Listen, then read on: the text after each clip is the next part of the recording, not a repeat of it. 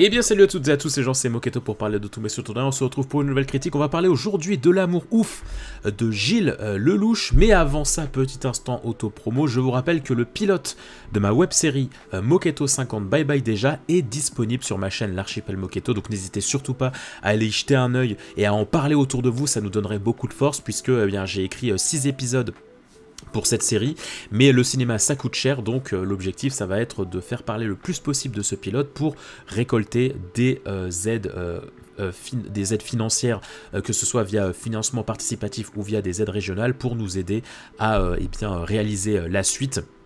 Donc voilà, on a beaucoup besoin de votre force, donc n'hésitez surtout pas à faire parler du projet autour de vous, ça nous ferait bien plaisir, mais surtout ça nous donnerait de la force et de la crédibilité pour nous aider à financer la suite de ce projet. Donc maintenant, l'amour ouf, qu'est-ce qu'on en a pensé ici? Alors déjà, pour résumer un petit peu l'histoire, on va être plongé dans une France, dans le nord de la France dans les années 80, et on va suivre l'histoire de deux adolescents, donc Clotaire et Jackie, qui tombent tous les deux éperdument amoureux, qui vont vivre une passion dévorante malgré des conditions sociales et aspirations personnelles très différentes, puisque Jackie, elle, est récemment devenue orpheline de sa mère, et qui donc vit seule avec son père et qui rêve d'émancipation.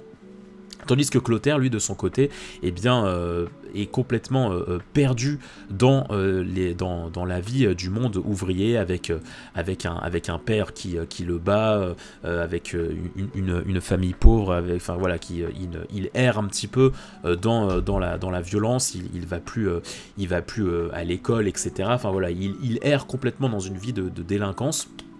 Et donc, les deux adolescents vont tomber éperdument amoureux, sauf qu'un jour, il va y avoir un drame qui va les séparer tous les deux pendant une dizaine d'années. Vraiment, c'est un peu le conte de Monte Cristo en moderne, puisque Clotaire va être envoyé en prison pour un crime qu'il n'a pas commis. Il va être séparé donc de Jackie pendant 10 ans.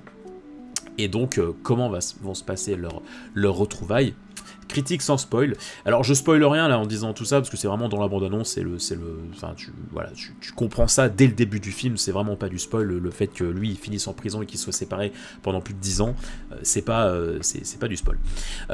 Alors qu'est-ce que j'en ai pensé de ce film? Déjà j'attendais beaucoup ce film parce que quand même casting assez balèze, et puis voilà, après,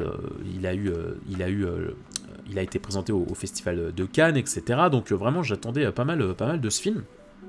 Et alors, globalement, je dirais que oui, c'est vraiment un film à voir, ne serait-ce que par sa mise en scène et ses plans de caméra, et de la manière dont l'histoire nous est racontée, qui, je trouve, est très efficace. On est clairement, pour moi, sur le haut du panier du film français d'un point de vue mise en scène. On est clairement sur une épopée en fait, mais quand je parle d'épopée, je parle vraiment d'un point de vue budget, c'est-à-dire que là pour une fois tu te dis pas ok, le budget il est passé il est clairement passé à 70% dans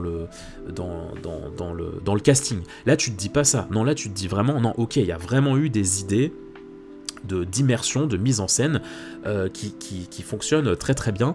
Surtout qu'on est plongé dans le nord de la France, dans une ville très portuaire, donc, et dans des bleds, vous savez, dans des quartiers très pauvres, donc rien de sexy, clairement, des décors qui n'ont en rien quelque chose de sexy, de traîner comme ça dans le domaine ouvrier ou dans les banlieues, et pourtant, via la lumière et via l'intensité que la mise en scène donne aux personnages, tous les lieux vont être véritablement embellis, et j'irais même jusqu'à dire qu'il y a beaucoup de scènes où tu sens que Gilles Lelouch a voulu mettre à fond l'accent sur ces décors qui n'ont rien de fondamentalement attirant, mais il met vraiment le plus possible en avant ces décors.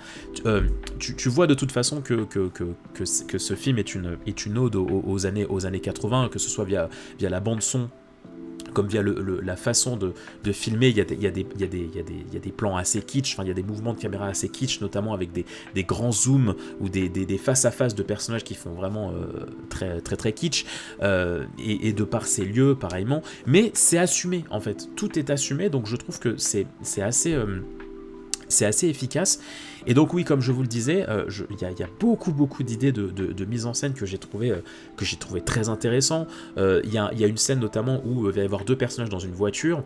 Le personnage féminin va sortir de la voiture, suivi ensuite par le personnage masculin. La caméra va rester à l'intérieur de la voiture, et en fait c'est par temps pluvieux. Et du coup, tu vas suivre la scène du point de vue du pare-brise qui se fait régulièrement nettoyé par le pare-brise qui essaye d'effacer la pluie, mais ce qui fait qu'en fait tu vas vivre la scène depuis l'intérieur d'une voiture de manière hachurée, de manière un petit peu séquencée comme ça par petits bouts, à cause de ce pare-brise qui en fait régulièrement avec la pluie va remettre la caméra floue, et ensuite bam, ça va redevenir net, puis ça va redevenir flou, ça va redevenir net, puis ça va redevenir flou. Il y a plusieurs idées comme ça que j'ai trouvé très intéressantes, notamment aussi de la manière dont les personnages vont être visibles à travers la caméra. Ça va être via une mini ouverture de porte, via un trou d'une serrure ou des choses comme ça. Non, vraiment il y a des idées qui sont très intéressantes. Au final il n'y a pas énormément de séquences où les dialogues vont avoir du chant contre chant classique. Il n'y a pas énormément de scènes où le chant contre chant va être, où ça va être du chant contre chant, tout ce qu'il y a de plus banal. Non, à chaque fois, la mise en scène, la lumière, la couleur de l'image va chercher à te raconter quelque chose. Alors, il y a un point négatif à ça, effectivement, je l'ai lu plusieurs fois sur les réseaux sociaux, c'est que du coup ça donne un petit côté, ça donne un côté un petit peu fouillis, ça donne un petit peu une impression de fourre-tout d'un point de vue idée de mise en scène. Moi j'ai pas trouvé, je peux comprendre, honnêtement je peux comprendre, c'est pas quelque chose que je contredirais. Personnellement je l'ai pas trop ressenti. Alors, il y a certains plans, effectivement, que j'ai pas totalement compris. Notamment, il va y avoir un point de vue subjectif où tu te dis, bon, oui, ok, là, c'était peut-être pas nécessaire, ça raconte pas grand-chose. Oui, il y a peut-être quelques plans, quelques idées de plans qui sont pas très... bon, ok, c'est un peu too much et tout. Mais encore une fois, comme ça s'inscrit dans quelque chose qui se veut assez kitsch, assez épopée, grande épopée romantique, et que ça veut mélanger le film de gangster et le film de romance, moi j'ai trouvé que ça fonctionnait plutôt pas mal, donc voilà, moi ça m'a pas plus dérangé que ça, donc voilà, pour moi le point le plus positif, c'est la manière dont l'histoire va être mise en scène. Il va y avoir aussi beaucoup de jeux de mise en scène sur comment lier des personnages à distance. Il va y avoir des jeux notamment d'incrustation ou de chant contre chant, mais alors que même que les personnages ne vivent pas dans la même pièce et ne sont pas dans le même lieu. Il va y avoir des résonances de mise en scène, il va y avoir des éléments, que ce soit via des accessoires ou via d'autres éléments de décor, qui vont être présents dans une scène comme dans l'autre, et ce qui fait que ça va faire sans arrêt des ping-pong très intéressants pour faire communiquer les personnages ensemble alors qu'ils vivent de vies séparées. Donc ça, j'ai trouvé ça aussi très intéressant. Et autre chose qui pour moi est une grande force du film, c'est son casting jeune. Alors j'ai pas les noms en tête, c'est Mallory et Malik, les versions jeunes de Clotaire et Jackie, que j'ai trouvé saisissant. Je pense que ce film va les faire décoller, parce que honnêtement, qu'est-ce qu'ils sont touchants, qu'est-ce que leur alchimie fonctionne. Je dois bien vous avouer, je n'ai jamais été fan des histoires d'amour où en fait ça va être la jeune fille assez prude mais en même temps un peu intrépide et tout, qui va tomber amoureuse du brin ténébreux, qui est tourné vers la violence, qui est tourné vers qui va lui manquer de respect au premier abord de la rencontre, etc. J'ai jamais été fan de ce genre d'histoire d'amour. Je peux pas m'empêcher de transposer ces histoires-là dans la vraie vie, Et moi, je me dis, mais à quel moment, meuf, tu tombes amoureuse d'un gars qui te respecte pas comme ça, qui te fait du giga rentre dedans, et à quel moment tu es étonné que les choses tournent mal, alors que le gars, depuis le début, il te montre qu'il est dans un univers violent, et qui fait des choses très discutables. Enfin, voilà, moi j'ai toujours eu du mal avec les histoires d'amour comme ça. Donc c'est vrai que le début du film, j'ai eu un peu de mal à rentrer dans leur histoire d'amour, dans leur romance, dans cette grande mise en scène théâtrale. C'est vraiment du Roméo et Juliette moderne. Donc au début, j'ai eu du mal. Mais les comédiens de Jackie et Clotaire en version jeune m'ont beaucoup touché dans leur jeu et dans leur alchimie, comme je disais. Et pareillement, je trouve qu'il y avait des idées de mise en scène tellement intéressantes que j'ai réussi à passer outre ça et à quand même apprécier grandement leur romance. J'ai quand même réussi vraiment à adhérer, contrairement à leur version adulte, jouée donc par François Civil et Adèle Exarchopoulos. J'arrive jamais à dire son nom, je retiens jamais son nom. J'y ai beaucoup moins cru. Le film est séparé en deux parties, une première partie où ils sont jeunes, une deuxième partie où ils sont adultes, et j'ai trouvé la seconde partie beaucoup moins efficace que la première. Déjà, je trouve que on change de temporalité de manière trop brutale. C'est-à-dire que t'as vraiment l'impression qu'il s'est rien passé en 10 ans de temps, ce qui est un peu le cas parce qu'ils font tous les deux du surplace d'une certaine manière d'un point de vue psychologie, mais en fait ils sont pour moi je trouve que ça aurait été intéressant de montrer plus de détails sur leur vie, sur la transition en fait. Enfin, moi, il m'a manqué de la matière. On les retrouve trop vite dans leur version adulte. J'aurais aimé qu'il y ait plus de choses à nous raconter, qu'on nous raconte plus de choses durant ces 10 ans de temps. Voilà, je prends l'exemple du Comte de Monte Cristo dans une certaine mesure, dans le temps où le Comte de Monte Cristo est emprisonné. Pendant 10 ans, bah voilà, il apprend tout de son mentor, et puis il met en place petit à petit voilà, son plan de vengeance, etc., etc. Il y a des choses qui se passent vraiment. Là, il m'a manqué des éléments. Et surtout que je trouve le casting, ironiquement, moins efficace avec ces versions adultes. Adèle fait du Adèle. Et moi, je suis pas très fan. Je reconnais que c'est une grande actrice, mais pour moi, elle joue toujours d'une certaine manière, dans ce film compris, et je l'ai trouvée trop différente de sa version jeune. Je trouvais que sa version jeune avait vraiment beaucoup de nuances, sa version adulte, donc jouée par Adèle, pas assez de nuances, et du coup, j'ai pas réussi à croire à ce changement. Pareil pour François Civil, qui je trouve est un grand acteur, mais ce qu'on lui donne à jouer dans la version adulte de Clotaire, bah, je trouve qu'il n'y a pas grand chose. Il n'y a pas énormément. Je trouve que ça va pas assez loin dans son côté bad boy. Je trouve qu'il est pas assez nuancé. Enfin, lui comme elle, en fait, Adèle comme François, je trouve qu'ils sont pas assez nuancés dans leur version adulte. Je trouvais leur version enfant beaucoup plus inspirante, beaucoup plus rêveur. T'avais beaucoup plus envie de croire en leur amour, en leur passion. D'autant que le film essaye, enfin, de naviguer entre le film de gangster et le film de passion. Et je trouve que ça fonctionne bien quand ils sont petits, enfin quand ils sont jeunes, mais dès qu'ils passent adultes, bah je trouve que ça pareillement, je trouve que ça ne raconte plus énormément quoi. Je trouve que le passage gangster de Clotaire, du personnage de Clotaire, bah ça raconte pas grand chose. J'ai été étonné de certaines tournures, j'étais en mode ah ouais, c'est tout, c'est un peu plat, j'ai trouvé ça un peu plat. Il y a certaines décisions de personnages que j'ai trouvé très discutables, notamment tout ce qui tourne autour du personnage de Benoît Poelvoorde.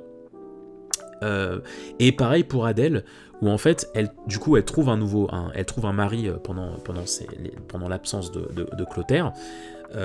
Et pareil, en fait, j'ai pas du tout cru en cette histoire d'amour. Moi, je trouve que ça aurait été intéressant de créer une sorte de dilemme entre l'amour sage avec son nouveau mari, une vie stable, et une vie, un amour ouf, littéralement, une vie démesurée, une vie violente que lui rappellerait son ex. J'aurais bien aimé qu'il y ait une sorte de dilemme à ce niveau-là, mais je l'ai pas senti du tout, parce que la nouvelle histoire d'amour de Jackie, elle est pas du tout fonctionnelle, il n'y a pas du tout d'alchimie. Je trouve qu'avec l'autre comédien, ça fonctionne pas, et tu ressens pas du tout d'amour, ça raconte pas grand-chose. Donc en fait, la dernière heure du film, elle est assez frustrante, parce que leur vie à tous les deux, elle est dénuée de sens. Comme je disais, les choix narratifs sont très discutables. T'as envie de dire à Adèle, mais pourquoi tu fais ça? Et t'as envie de dire pareil à François, mais que se passe-t-il? Donc j'ai trouvé ça dommage. Pareil, le personnage du meilleur ami, je crois que c'est Lionel qui s'appelle, qui est joué par Jean-Pascal Zadi. Pareil, j'ai trouvé le passage jeune à adulte très d'un point de vue casting, j'ai trouvé ça très discutable. Non, vraiment, j'ai pas été très convaincu du passage des personnages jeunes à adultes. Je trouve que le casting manquait un peu de cohérence, personnellement. Mais ouais, non, en fait, tout simplement, je dirais que dès que j'essayais de transposer l'histoire dans la réalité, il y a beaucoup de choses qui me posaient problème. Il y a des situations enfin, il y a aucun monde où il y a des choses qui se passent dans ce film qui se passent dans la vraie vie. En fait, systématiquement, j'essayais de débrancher le cerveau pour me dire, c'est une romance très extravagante, ne t'attarde pas sur les détails. Pour moi, c'est ça le problème de ce film, on va dire, malgré qu'il dure 2h40. 2h40 que j'ai pas forcément vu passer d'ailleurs, soit dit en passant, je trouve que le rythme était assez bien géré. Mais je trouve que de manière générale, le film manque de détails. On va trop vite à l'essentiel, on passe pas assez par de la nuance, par des étapes intermédiaires. C'est vraiment trop du tout ou rien.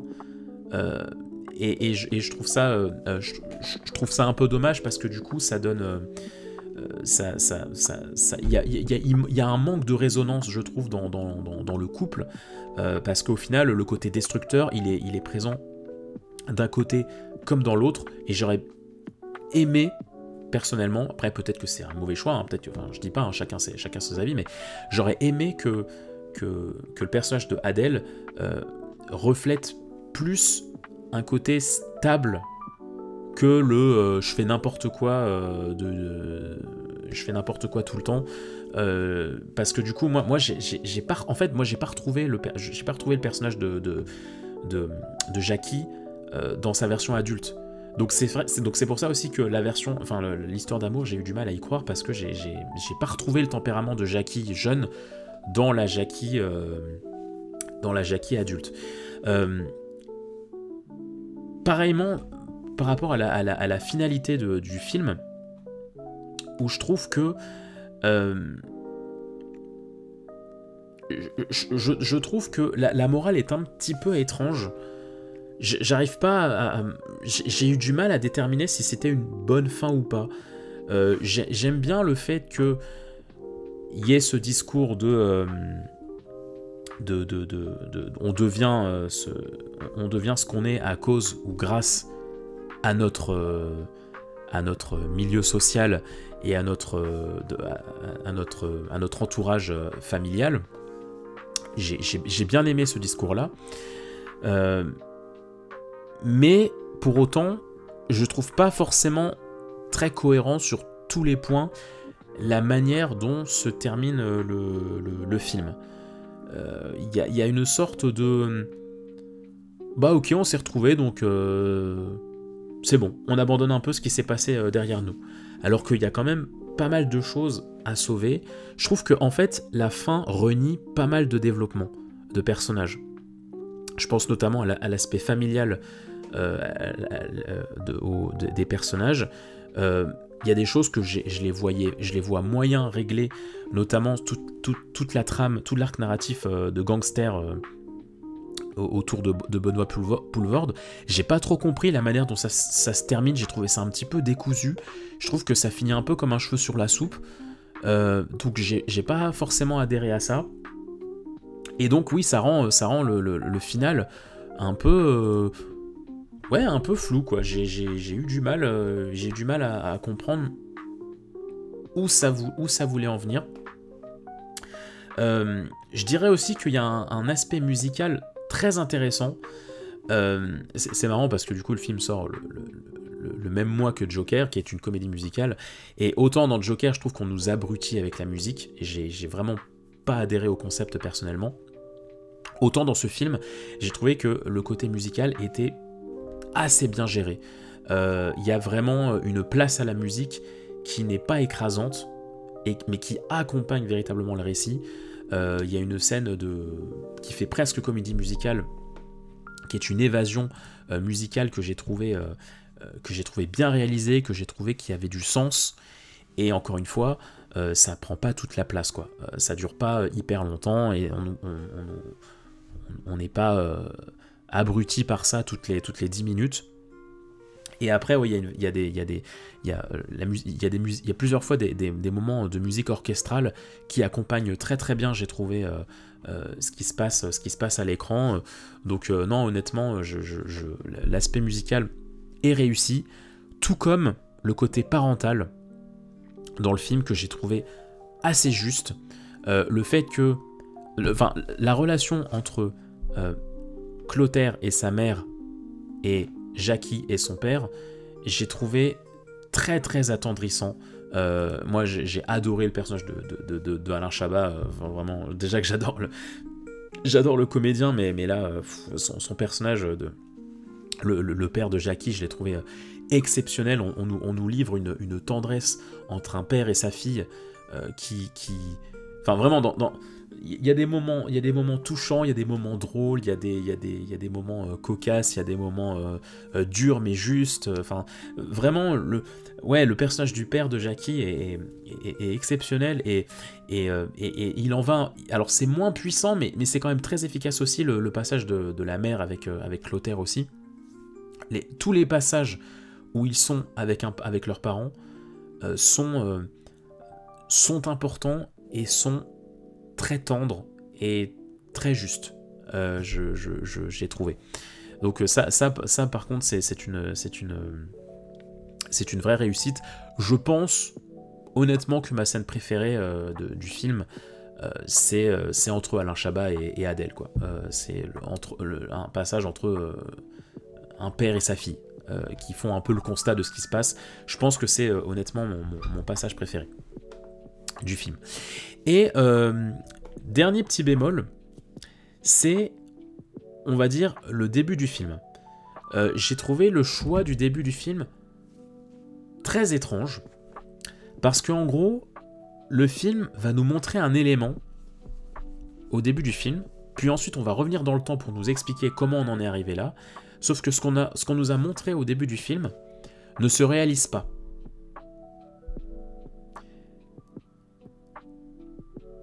Et du coup, moi, ça m'a gêné, et j'ai pas trouvé ça très cohérent, parce que du coup, tu passes la quasi-intégralité du film à t'attendre à ce que quelque chose arrive. Alors oui, ça n'arrive pas, et tu te dis tant mieux, mais d'un point de vue spectateur, bah, c'est un peu inconfortable, parce que du coup, toute la tête, enfin tout le film, tu te traînes dans la tête, bah, on va arriver à cette finalité-là. Tu te pointes une route, tu te dis, bah on va droit dans le mur, enfin on va droit vers là, quoi. Donc ok, j'ai compris que c'était un peu une fin alternative, enfin que on te montre ce qui s'était passé si le personnage n'avait pas fait ça, et on te montre ce qui se passe s'il avait fait ça. Mais j'ai trouvé quand même ça un petit peu maladroit d'un point de vue narratif, parce que du coup, tout le film, t'es un petit peu abruti par cette idée de attention, ça va aller là, quoi. Donc ouais, ça j'ai trouvé ça un peu un peu étrange, mais bon, pourquoi pas, ça c'est encore une fois, c'est mon avis. Mais en tout cas, voilà, ce que j'avais pensé de L'amour ouf, qui reste quand même un film qu'il faut aller voir, parce que malgré qu'il ait des défauts, malgré qu'il en fasse beaucoup des fois sur sa mise en scène, je trouve que ça reste généreux en fait. Ça reste très généreux, c'est pas un film qui veut... En fait, c'est un film qui veut du too much, mais pas d'un point de vue négatif, c'est vraiment du too much parce que c'est un style assumé et il y a vraiment des scènes qui fonctionnent malgré tout, quoi. Il y a des maladresses à gauche à droite. L'histoire d'amour n'a rien d'original, n'est pas crédible sur toute sa longueur. Mais par contre, je dois bien admettre que tout l'enrobage, la manière dont c'est raconté, cinématographiquement parlant, c'est très intéressant de voir comment l'amour est raconté via différents éléments, que ce soit musical, que ce soit dans le décor, que ce soit dans les lieux, que ce soit dans le rythme, que ce soit dans le montage. C'est très intéressant la manière dont cette histoire est raconté, et encore une fois on reste quand même sur un casting efficace, quoi. Vraiment tous les personnages, ça reste quand même du jeu efficace. Voilà ce que j'en avais pensé, donc n'hésitez pas à me mettre un petit pouce en l'air et à me dire ce que vous avez pensé du film si jamais vous l'avez vu, et allez visiter les différents contenus de la Moquette TV. En attendant, je vous souhaite plein de bonnes choses, prenez soin de vous, et on se dit à très vite pour de prochains contenus sur la Moquette TV. Bye bye les gens.